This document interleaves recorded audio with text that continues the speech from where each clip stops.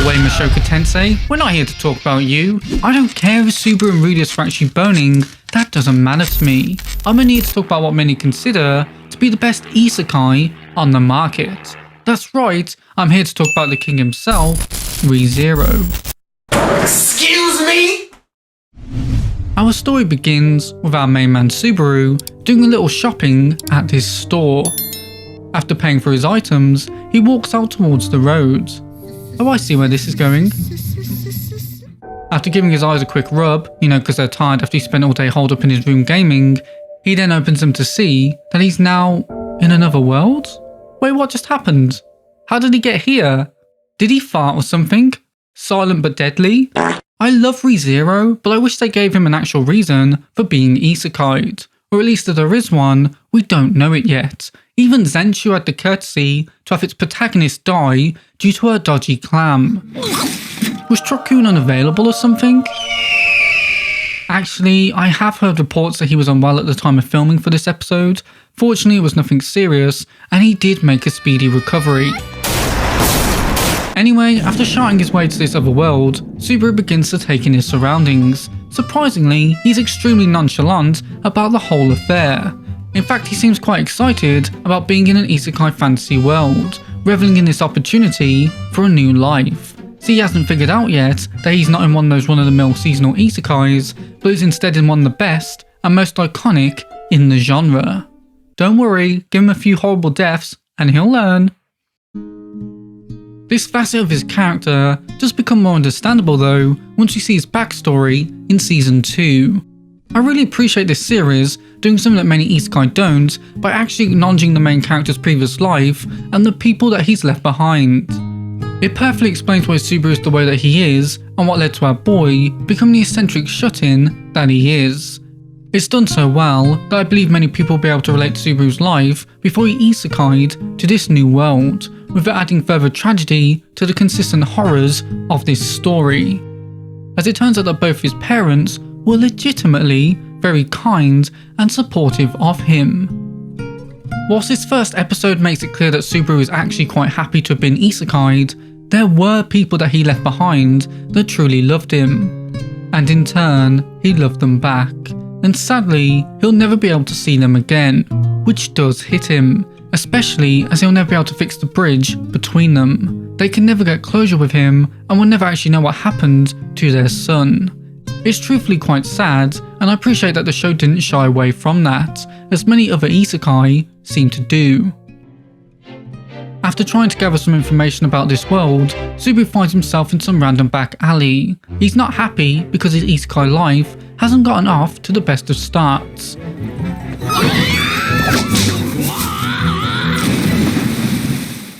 To make matters worse, the Three Stooges show up, ready to mug him. Luckily, his isekai waifu, who summoned him to this world, is here to rescue him.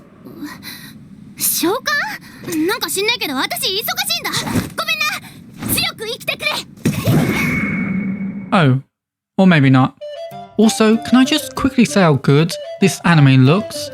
I wouldn't say that this series has the greatest animation of all time, but it does look good, with a strong direction and cinematography really enhancing the animation. Plus, this is a really popular anime, so it is one of those series where the animation improves, with what we're seeing currently in Season 3 being nothing short of incredible. I haven't seen every anime from White Fox, but for me, this is their best looking work. Some people were a little concerned when the director for this series changed for Season 3. I even believe that a fair bit of the original staff that worked on the previous seasons were no longer present for this latest one. But I can wholeheartedly say that Season 3 looks fantastic. However, Subaru doesn't care how good Season 3 looks. Right now, he's being robbed. After getting his ass beat, things look pretty grim for old Subaru, until a guardian angel, his isekai waifu, shows up. Say hello to Emilia, a character who goes through some of the biggest character growth in this series. Big, huge milkers in. Growth that Subaru seems to be quite the fan of. But in all seriousness, Emilia is a fantastic character. Season 1 may have had everyone, including myself, drooling over what's-her-face, I forget her name sometimes, but Seasons 2 and 3 have really brought everyone aboard the Emilia train. With my recent rewatch proving to me that she was genuinely great from the start. It's so clear why Subaru was infatuated with her from the moment he laid eyes on her. She's instantly shown to be a kind-hearted girl, saving Subaru from the robbers, even though it diverts her from her true goal. She even goes out of her way to help him recover. Emilia's also a little funny to watch due to how consistently innocent she is. For example, when Subaru averts his gaze because he has the hots for her, she automatically assumes it's due to him having a guilty conscience, never considering the true reason, even with Puck sensing what's up. Oh yeah, Puck's here now. He's the little cat spirit that Emilia calls Daddy. Since Emilia is a spirit user, she uses spirits to form her magic, and Puck just so happens to be her main dude. Considering how innocent Emilia is, it's no surprise that she legitimately thought she was pregnant after sharing a smooch with Subaru later in the series. In hindsight, it kinda makes that scene more impactful, since she was willing to have a baby with him. And on top of that, it makes it more understandable as to why the kiss truly made her believe that Subaru genuinely loves her, since she assumed that he was actively trying to have a child with her. If I thought someone was willing to put a baby in me, then I'd assume they love me too. I'd also think they were a weirdo, cause logistically, it's not happening. With the robbery thwarted, Emilia gets down to business. It turns out that Falt, the girl who left Subaru for the vultures, stole an insignia from her. And obviously, she wants it back, with Emilia giving off some quasi-tsundere vibes in this scene. Not necessarily in a romantic way, it's more like she can never reveal her true thoughts and feelings. She even gives Subaru a fake name, since she isn't comfortable revealing her own to him. She can't even look at him when she reveals that she's a half-elf, clearly experiencing some form of self-loathing, which makes sense since everyone seemingly hates her due to her appearance, because she looks like the Witch of Envy. A being who roughly 400 years prior to his story went out of control, killed the other witches of sin, and came extremely close to destroying the world. We may view Emilia as the cute half-elf anime girl that she is, but her appearance is basically the same as if someone walking down the street was the spitting image of Hitler. Same silly mustache and all. You'd probably do a double take. Was that Hitler? Was what Hitler? That looked like Hitler. That wasn't Hitler, that was a woman. With Subaru now deciding that he's going to help her out, since he actually saw what Felt looks like, the two start to form a bond. Sometimes in anime, the protagonist just picks up these cute girls for seemingly no reason other than he's the main character. But I like that in Re:Zero, it makes complete sense why Emilia would fall for Subaru. In this first episode alone, it's clear why. Subaru, despite his flaws, which I'll get to, is a legitimately kind person. In fact, he's quite similar to Emilia, willingly throwing himself headfirst into danger to save the people that he cares about. He's very earnest and isn't shy about his positive feelings, having no qualms with stating that he finds Emilia attractive. He even highlights her elf features that she's so ashamed of as a big draw for him, which is likely the first time that she's ever received such a compliment. If Puck seems to be won over by Subaru here, then of course Emilia would be too. Subaru is a very eccentric person, but his strangeness works in his favour due to his high confidence. Basically, he's like the meme the guy who risked the girl by being goofy. It's funny because Subaru is a surprising chick magnet in this anime, capturing girls' hearts left, right and centre.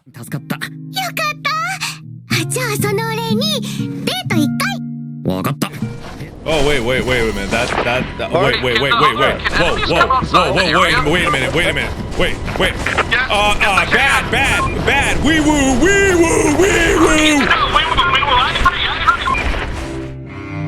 However, the reason why Subaru is such an incredible character, and also why it was a turn off for some viewers, is because he's a deeply flawed individual. He can be quite selfish, but also insensitive too, stating things without the proper understanding and doing things without taking into consideration the repercussions of his actions. This trait does have its positives, since he never hesitates to do the right thing or to help someone he cares about, but it also causes issues for the people around him, with a big part of the first season focusing on him overcoming this character flaw. And for some, it can be difficult to watch Subaru act this way. Like when he calls himself a knight, pissing off all those who had actually spent years working hard for the title, because he didn't grasp the ramifications of what he was saying. With him even doubling down on it and making an even bigger fool of himself. Not only can he be selfish, but he also believes that people owe him for his good deeds. He suffered, so of course he deserves to be rewarded. It doesn't matter whether other people are suffering too, only that he has, and thus that means he deserves some form of compensation. At times, Subaru can be genuinely unlikable, so I'm glad this series has him actually reflect on himself and better who he is, not just for himself, but also for those that he cares about, to be the hero that they believe him to be. After asking around, Subaru and Emilia are pointed in the direction of this felt person. Entering the location she should be, Subaru is greeted by a horrifying sight. Before he can do anything, he's attacked. Knowing that something is wrong, Emilia enters in after him. He tries to tell her to run, but it's no use, since she's cut down too. Reaching out to her, Subaru proclaims that he'll save her, before dying from his injuries. Huh? Now he's standing in front of the shop he visited with Emilia earlier in the episode. See, it turns out that he can return to a previous point in time via death.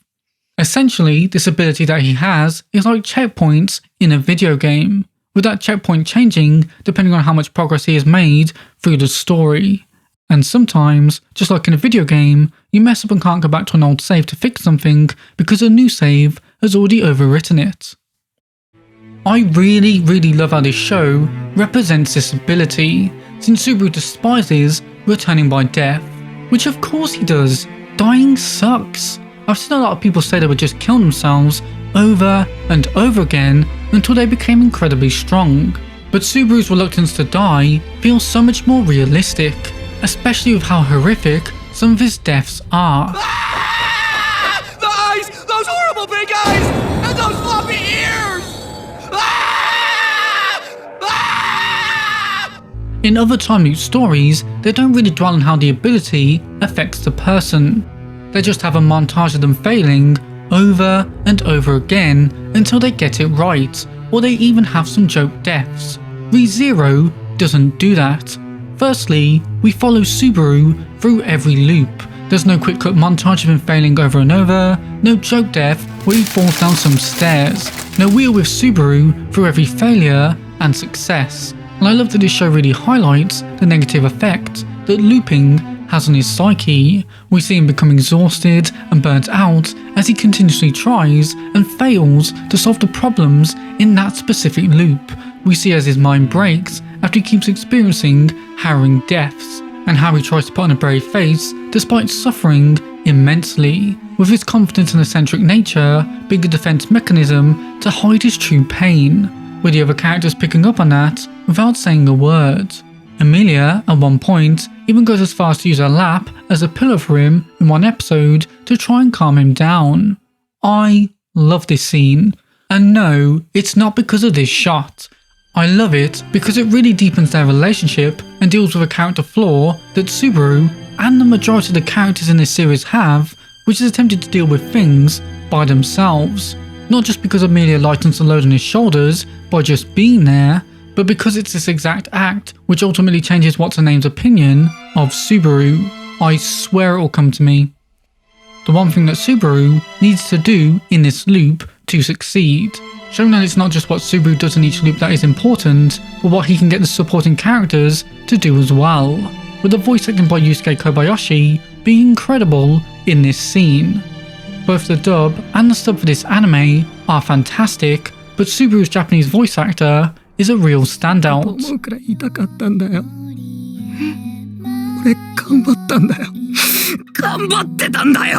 Oh, damn. However, I do have an extremely mild criticism of the looping ability in this show.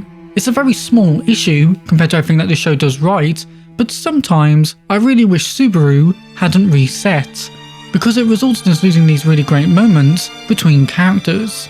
Subaru's relationship will develop really nicely with certain people, and it will progress in a meaningful way. And then he'll just die horribly, and all that great character development gets undone, which results in this series sometimes rehashing the same moments again, and other times it feels like those moments are lost forever. I only feel this way because these scenes that we've lost are so impactful that it really is a shame to lose them. Some people may also just assume that because Subaru can just undo all these terrible things, that there's not really any weight behind these scenes. However, that's not the case, because this show commits to its age rating, and lets the characters experience some of the most horrific and graphic things in anime, in all its uncensored glory. And seeing the characters you love go through these things does impact you. The stakes are constantly so high because not only can the characters you care about die, but they do die, and they die horribly. And seeing this stuff does affect Subaru's character. Episode 15 has one of the most iconic final shots in the history of anime, really emphasising Subaru's hopelessness and despair, and the height of what he must overcome. It doesn't matter that Subaru undoes this, we've still seen the worst case scenario, and he's actually lived it. Only when we say how bad things can get do we know how great the hurdle is that Subaru must overcome. Now, I'm not going to spoil how Subaru solved the fatal situation that he and Emilia have found themselves in, but solve it he does, with it resulting in being employed by Emilia, and more specifically the master of the mansion that she's staying at. This weird Joker cosplayer, who is obviously voiced by Takahito Koisu, because of course, if you have a weird character in the group, you've got to get Dio to voice them. Zero. There's also these two cute twin maids. The pink-haired one is called Ram. She is hilarious. I said earlier that Subaru attracts girls as if he's producing his own pheromones, with them all fawning over him. Ram is the character that counteracts that. I love that she's borderline useless, yet looks down upon everyone from atop this pedestal that she's placed herself upon, with her continuously insulting Subaru and most of the cast with these monotone, deadpan remarks. The other girl, I want to say Flem? No, that's not right, but I think I'm getting close to remembering her name, is the best character in this show. Yeah, I said it. I don't care if that's an outdated opinion, but after rewatching these 3 seasons altogether, she was still my favourite character. For me, this show does start a little slowly, but really picks up in quality when we start diving into this blue-haired bombshell's backstory and personality, which is likely why she's still the most popular character in Re:Zero by far. This backstory perfectly sets up the relationship between the twins and explains why this blue gem has such an inferiority complex. There is a reason why Ram looks down on everyone, and it's because she used to be so incredibly powerful, with everyone praising her and her abilities, with this other girl basically being a spare part, someone who only holds her sister back. It's why she's such a better maid than Ram, as she trained herself to be great at the things that Ram wasn't, in the hopes that maybe someone could praise her just like they do her sister. It's also why she doesn't like Subaru bad-mouthing Ram, since to her, Ram is perfect. I mean, everyone did constantly remind her how great Ram is. This is also why it's so easy to understand why she would fall for Subaru, as he legitimately believes that she is better than Ram. He's the first person she comes across that truly thinks that. Her inferiority complex is so engaging, and it results in a new side of her being unlocked by Subaru, with him warming her cold heart. And it all culminates in episode 18, one of the best episodes of anime that I've ever seen. This episode brought me to the verge of tears. Now, I will admit that there is some projecting coming from me. I'm at a point in my life now where I can really relate to Subaru's character, as he goes through all his flaws, weaknesses and regrets, about how he keeps trying over and over again with nothing seemingly working, where giving up seems so enticing yet simultaneously very difficult to do. Fortunately, our favourite blue-haired demon is here with him, and she's the exact person he needed at that moment. She doesn't correct him, for he truly is flawed, but instead she's there to show him that the mirror he holds up to look at himself is not the lens through which she sees him. She shows Subaru the side of herself that he unlocked, and shows Subaru the side of himself that he couldn't see. Finally, everything is clear. This is Rem, the demon maid, and the woman who loves him with all her heart. And no matter what he faces, she knows that he can do it. It's rare that you ever see one character, let alone 2, open themselves up this much to each other as well as the audience. It really did make me tearful, as I couldn't help but put myself in Subaru's shoes and relate my own life to his, understanding is dissatisfaction. And I couldn't help but long for someone like Rem to say such uplifting words to me as well. It's such an impactful episode, and it's no surprise that both these characters are immensely popular, with this being the turning point in Subaru's journey where he actually tries to be a better person, instead of just banging his head against the wall, hoping his headaches will go away. Rem and Ram are brilliant characters, but if you thought these girls were cute, wait till you see their cousin.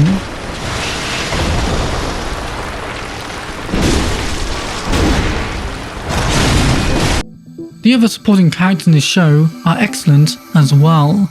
Beatrice really comes into her own during season 2.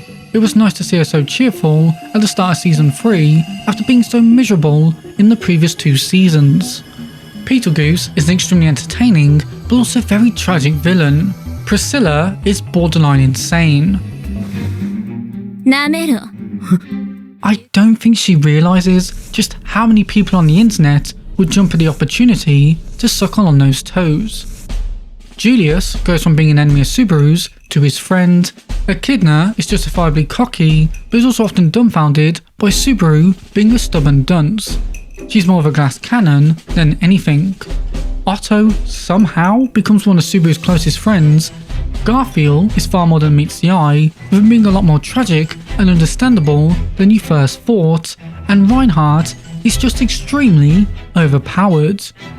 ReZero isn't just fantastic due to its characters, but also its world building and foreshadowing. There are so many off-the-cuff comments in this series where a certain character will say something or make reference to an event where you'll have no idea what they meant or why they reacted that way, until much later in the series. It feels like you're trying to solve the puzzle alongside Subaru. The foreshadowing in this anime is so strong that they even foreshadowed that Subaru would ultimately go the Puck route. They're married in real life, by the way. This is definitely a show that should be binge-watched in my opinion. With the amount of times that Subaru resets, where events and conversations are no longer canon, as well as how much detail there is in this world, I couldn't help but forget things. So watching this weekly would be too much for me. One time, I literally forgot what happened in the previous episode, and I'd literally only watched it an hour beforehand.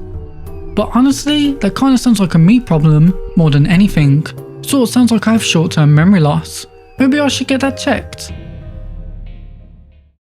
What was I saying? Oh yeah, this is definitely a show that should be binge-watched though, in my opinion. With the amount of times that Subaru resets, where events and conversations are no longer canon, as well as with how much detail there is in this world, I couldn't help but forget things. So watching this weekly will be too much for me. One time I literally la benya kamishirada bing bang bang boom. Avoiding copyrights by singing the song boo boo boo boo. ReZero is a phenomenal anime. It has a great narrative, brilliant characters, and an interesting world, with an ever-expanding lore. The soundtrack is fantastic. We all know that one track. It's like the brown note. I shit myself every time I hear it. And the openings and endings are incredible too, even though the creators don't seem to realise that since they barely play them. I'm not complaining, since it means that we get more ReZero adapted, it's just that the songs are so good. But do you agree with that? What do you think about ReZero? Do you like it? How does it stack up against other isekai for you? Let me know in the comments below. And whilst you're down there, do be sure to hit the like button. It really helps both me and the video out. And if you're feeling especially generous, then do hit the subscribe button. I'd love to have you become a regular viewer. But until next time, thank you so much for watching this video. I really appreciate it, and I hope to see you in the next one. Bye bye!